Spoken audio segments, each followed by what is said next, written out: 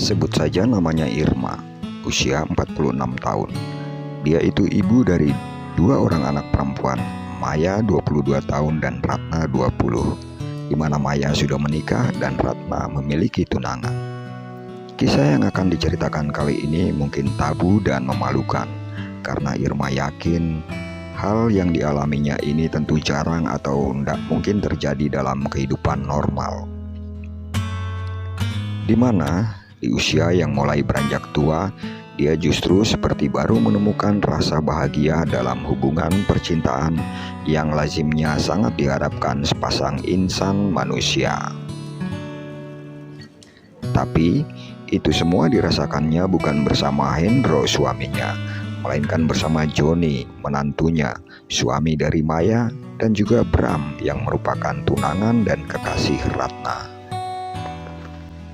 Kisah berawal semenjak Joni dan Maya menikah setahun yang lalu. Dengan alasan ingin hidup mandiri sebagai rumah tangga yang baru, mereka pun memutuskan pindah ke rumah mereka sendiri. Sejak saat itu, Irma jadi sendiri berduaan dengan suaminya Hendro. Sebab Ratna, anak Irma yang kedua, kuliah sambil bekerja di luar daerah sudah semenjak lulus SMA 3 tahun yang lalu. Ya, anggap saja mama dan papa jadi berbulan madu kembali. Gak ada yang mengganggu kecuali Biatun, kata Maya, anaknya ketika menggoda papa dan mamanya. Memang benar juga, di awal Joni memboyong Maya yang sudah syah menjadi istrinya, Irma dan Hendro suaminya jadi bisa bebas bernostalgia. Selalu berduaan seperti pengantin baru lagi. Kehangatan ranjang yang selama ini seringkali terlupakan karena kesibukan kerja mereka masing-masing jadi bagaikan menyala kembali. Setiap malam, Irma dan Hendro pasti menunaikan kewajiban pasutri. Secapek-capeknya Irma yang bekerja sebagai ASN selalu sempat melayani suaminya. Dan hal itu membuat Hendro makin sayang kepadanya dan memberikan kesenangan juga untuk Irma. Hendro, suami Irma, bekerja sebagai pengusaha kontraktor. Biasanya kalau proyek di luar kota, Hendro jadi jarang pulang. Tapi sekarang, sepertinya Hendro jadi lebih betah di rumah. Ya, semua perubahan suami tentu saja sangat disyukuri oleh Irma. Namun suatu ketika betapa kaget dan hancur hatinya saat Irma tahu apa yang sebenarnya bikin Hendro jadi betah di rumah. Rupanya selama ini Hendro menyimpan rahasia. Setiap Irma pergi bekerja, Hendro justru menjalin asmara terlarang dengan Biatun, pembantu rumah tangga yang sudah lama ikut mereka. Irma mengetahui semua itu ketika suatu siang Joni, suaminya Maya, menghubungi dan meminta waktu untuk bisa bertemu dengan mama mertuanya. Ada hal yang sangat penting, Mama, kata Joni. Joni kemudian menjemput Irma saat jam istirahat di kantor dan mereka makan siang di sebuah resto sambil membicarakan hal yang penting itu. Disitulah Joni menceritakan apa yang dilihatnya. Ada apa sih John, kok kayak serius banget deh, sampai kamu jemput mama segala, kata Irma. Udah, mama makan dulu, tuh ikan lalapan dan ayam bakarnya keburu dingin, jawab Joni. Siang itu Joni memang terlihat agak aneh, seperti mau menceritakan sesuatu, namun kayaknya sangat berat untuk memulainya. Dia seperti mengulur-ngulur waktu sehingga membuat Irma semakin penasaran. Joni mau cerita, tapi tolong mama jangan kaget dan jangan berbuat yang aneh-aneh ya ma, kata Joni. Apaan sih John, cerita aja belum? Ya udah, mama janji nggak bakal kaget deh, ujar Irma penasaran. Awalnya Irma pikir Joni dan Maya mau mengerjai dirinya.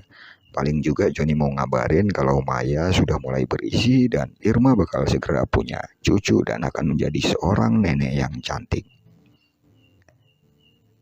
Tapi ternyata tebakan Irma itu salah. Yang diceritakan Joni bukan soal Maya, melainkan soal Hendro, suami Irma. Joni agak ragu menyampaikannya karena takut Irma kaget dan mendadak sedih. Papa ternyata punya relasi khusus dengan wanita lain, mah. Joni lihat sendiri, ucap Joni. Mendengar ucapan Joni, dunia serasa berhenti bagi Irma. Irma sangat sedih dan kecewa. Menurut Joni, pagi itu sekitar jam 10, Maya istrinya memintanya untuk meminjamkan peralatan membuat roti di rumah Irma. Sebelum ke kantor, Joni pun berbelok arah menuju rumah mertuanya itu. Joni tahu kalau jam segitu mama mertuanya pasti sudah berangkat kerja dan yang ada di rumah tinggal ada Biatun ART mereka. Namun saat Joni tiba di rumah itu dalam keadaan sangat sepi sekali. Karena pintu rumah nggak terkunci, Joni pun langsung masuk. Soalnya sudah terbiasa begitu. Toh ini rumah orang tuanya Maya yang juga rumah mertuanya sendiri. Tadinya Joni berpikir Biatun sedang masak di dapur. Namun ketika Joni melangkah ke dapur, dia mendengar suara-suara dari kamar utama sewaktu melintas hendak ke dapur. Dan saat itu dikira itu adalah suara Irma yang sedang bersama Hendro. Joni kira mama nggak kerja dan pagi itu sedang sibuk sama apa-apa. Jadi Joni menunggu saja di ruang keluarga sembari chattingan sama Maya. Biar mama dan papa nggak merasa terganggu, jelas Joni. Terus John, jangan bikin mama penasaran. Itu suara siapa John? Papa sama siapa John? Pikiran Irma mulai kalut mendengar cerita Joni dan mulai mendesak menantunya itu untuk melanjutkan cerita. Otak Irma hanya bisa menebak-nebak siapa sebenarnya wanita pelakor yang sudah berani-beraninya masuk ke dalam rumahnya dan berbagi kebahagiaan dengan Hendro suaminya di saat Irma sedang bekerja di kantor. Walau sejak awal Joni sudah berpesan agar Irma jangan sampai kaget, tapi jantung Irma malah terasa mau copot ketika Joni menyebutkan nama wanita yang sudah berani menggoda suaminya itu. Biatun mama. Joni lihat Biatun sama papa keluar bersamaan dari kamar mama. Mereka kaget bukan main waktu tahu kalau Joni ada di ruangan keluarga. Joni juga kaget mama, jawab Joni. Mak biar. Petir bagaikan menyambar Irma tanpa suara dan tanpa kilatan cahaya. Dada Irma bergemuruh, tangisnya tertahan seperti pecah dalam batin, dan air mata Irma mulai menetes. Dia merasa kecewa dengan Hendro suaminya. Kenapa Hendro seperti ini di saat anak-anak mereka sudah besar dan usia mereka pun sudah mulai baya. Dan juga kenapa harus dengan Biatun. Uswatun Sanimah itu nama lengkap Biatun. Usianya sekitar 35. Atun sudah bekerja di rumah Irma sejak Maya dan Ratna masih SD. Dia dipanggil oleh anak-anak Irma dengan sebutan Biatun. Irma tak menyangka Biatun akan tega merebut Hendro darinya. Apalagi selama ini dia sudah menganggap Biatun itu seperti saudara dan tidak memperlakukannya bagaikan ART. Rasanya kok gak mungkin deh John, kalau Biatun tega membuat mama bersedih. Kamu gak mengada-ngada kan? Ujar Irma sembari mengusap air mata di pipinya. Dia masih belum bisa menerima kenyataan. Joni menatap mertuanya, tangannya meraih tisu dan mengusap air mata Irma. Mama yang sabar ya. Joni juga gak percaya kalau Joni gak melihat sendiri mama. Jawab Joni meyakinkan Irma. Bentar deh John, mama mau telepon si Atun. Mama mau kasih pelajaran, ujar Irma seraya mengambil ponsel di tas kerjanya. Namun, Joni spontan menahan dan mengambil ponsel dari mama mertuanya itu. Jangan mama, sebaiknya mama pura-pura aja nggak tahu dulu akan masalah ini. Lagi pula Joni ingin mama melihat sendiri sehingga Joni nggak dianggap mengada-ngada oleh mama, timpal Joni. Joni mengaku serba salah dengan keadaan ini. Di satu sisi, dia adalah anak menantu yang harus netral dan menghormati Irma dan Hendro. Tapi di sisi lainnya, dia juga nggak bisa untuk berbohong.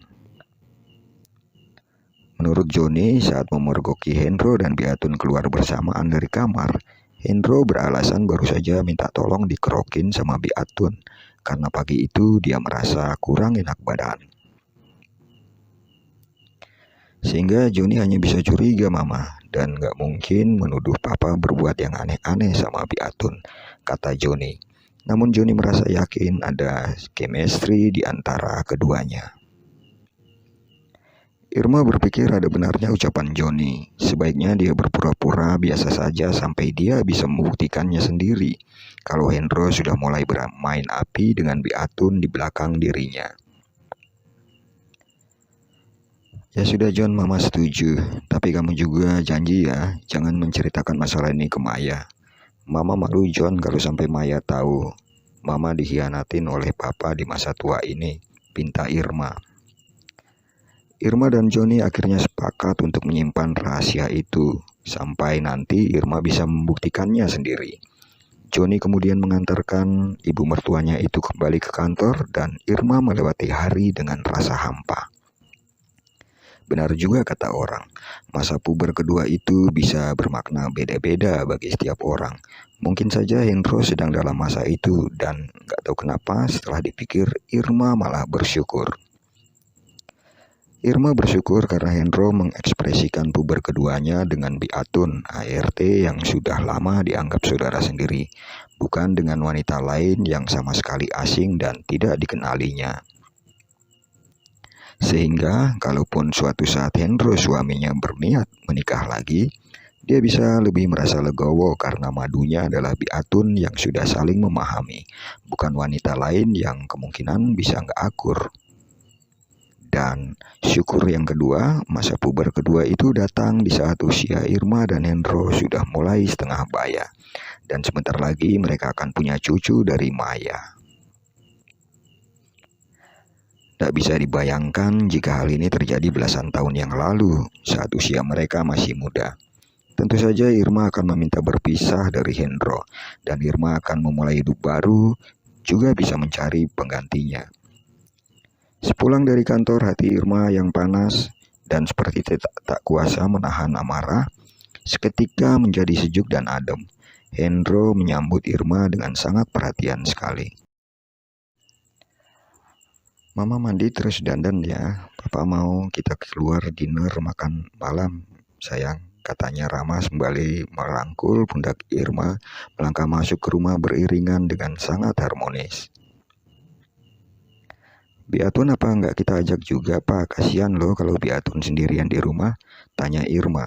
Enggak usah Mama, kan ini acara spesial hanya untuk Papa dan Mama, jawab Hendro. Irma jadi berpikir apa benar yang dikatakan Joni kepadanya, sebab Hendro dan Biatun bersikap sangat wajar, seperti biasanya antara ART dan majikan, tidak ada yang aneh sama mereka. Dan setelah dinner berdua, malamnya Hendro pun melaksanakan kewajibannya sebagai suami dengan penuh kehangatan dan kasih sayang. Irma malah merasa malam itu lebih hangat daripada biasanya.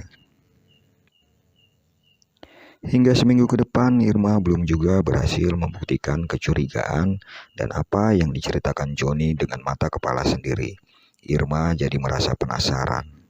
Anehnya, rasa penasaran Irma itu malah membuatnya seperti menjadi terobsesi dan ingin sekali kalau Hendro benar-benar menduakan dirinya dan menjalin hubungan rahasia dengan wanita lain. Irma jadi bingung dengan dirinya sendiri. Hingga pada akhirnya ia menyampaikan obsesi itu kepada Hendro. Papa senang apa enggak kalau seandainya Mama izinkan Papa bersama Will, ucap Irma saat mereka sedang memadu kasih. Hendro terlihat kaget dengan ucapan Irma. Dia menatap ragu antara percaya dan tidak percaya. Mama ngomong apa sih? Lagi ngigau ya? Jawabnya. Irma kembali mengatakan kepadanya. Irma bilang kalau dia serius akan mengizinkan Hendro jika hal itu bisa menyenangkan hati suaminya. Dan Hendro pun bertanya kembali. Emang Mama mau Papa sama siapa lagi Mama? Tanyanya. Kalau sama Biatun gimana? Papa mau apa enggak? Wah, Mama ngaco deh. Biatun kan masih ada suaminya, Ma. Ngawur ah. Tapi kan suaminya sudah jauh jadi TKI dan sudah lama berpisah. Entah kenapa malam itu Irma bersama Hendro jadi sangat dekat dan akrab sekali rasanya. Mereka melakukan hal yang menyenangkan sembari ngobrol santai tentang imajinasi yang muncul. Irma kaget saat Hendro justru membalikan pertanyaan yang sama kepadanya. Mama sendiri senang nggak kalau seandainya papa izinkan bersama Bill? Tanya Hendro berbisik pelan. Harusnya Irma merasa kesal dan risih dengan pertanyaan seperti itu. Memang dia wanita apaan? Tapi entah kenapa pikiran Irma justru traveling kemana-mana mendengar ucapan Hendro suaminya. Papa ini sekarang papa deh yang mulai ngigau. Emang papa mau mama sama siapa coba? Ya terserah mama lah. Kan mama punya banyak penggemar tuh. Sama si Joni juga boleh kok. Mak biar, cetar, beledar. Perasaan dan angan Irma seperti terbuai dihantam badai saat Hendro mengucapkan nama Joni, menantu mereka. Tiba-tiba saja ada getaran aneh yang seketika dirasakan oleh Irma. Kamu serius papa? Jangan ngaco papa ini. Serius mama, kan mama mau kalau papa sama Biatun. Nah mama juga papa izinin, asal sama Joni aja, jangan sama yang lain. Apakah ini yang dinamakan puber kedua, di mana usia setengah baya masih merasa menjadi muda kembali? Irma sendiri nggak paham dengan teorinya. Yang jelas obrolan malam itu sudah mengantarkan kebahagiaan mereka. Semenjak Mang Udin tukang ronda memukul tiang listrik 1 kali, sampai menjelang pujian pagi, Irma dan Hendro seperti lupa waktu, menyelesaikan diskusi mereka sepanjang malam yang sangat indah. Tak dikira, obrolan akrab tentang imajinasi itu akan membawa Irma pada kisah lain yang menanti selanjutnya, di mana akan lebih banyak perasaan yang terjebak dan terlibat dalam cerita yang makin rumit. Salam hangat dari Irma, nantikan cerita selanjutnya ya kawan. Terima kasih sudah menyimak sampai habis, semoga terhibur dan sampai jumpa lagi kapan-kapan.